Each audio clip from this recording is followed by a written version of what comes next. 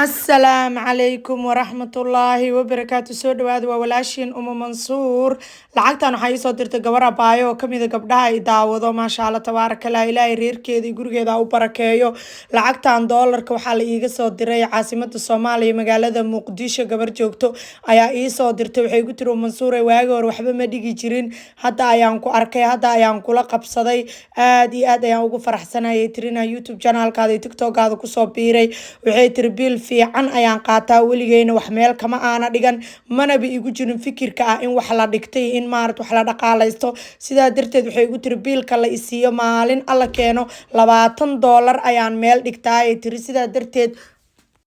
marka biilka la siiyo maalin walba $20 ayay meel ka dhigataa lacagtan hadda waxay dhigtay 35 beri oo ah hal bil iyo 5 beri markii lagu dhufto waxay noqonaysaa $700 ilaahay ha u barakeeyo waxay kaloo dhahday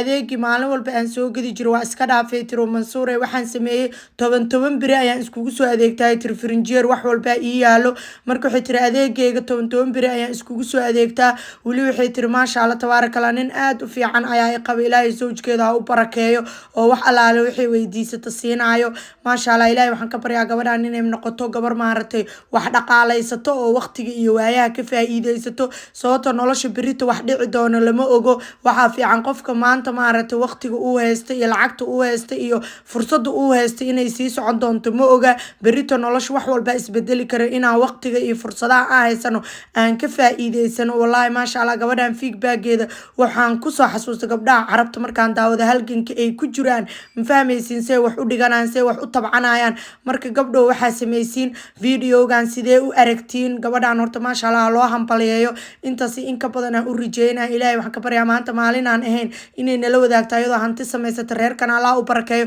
adar iska taabta love kana saar sideen u aragtiin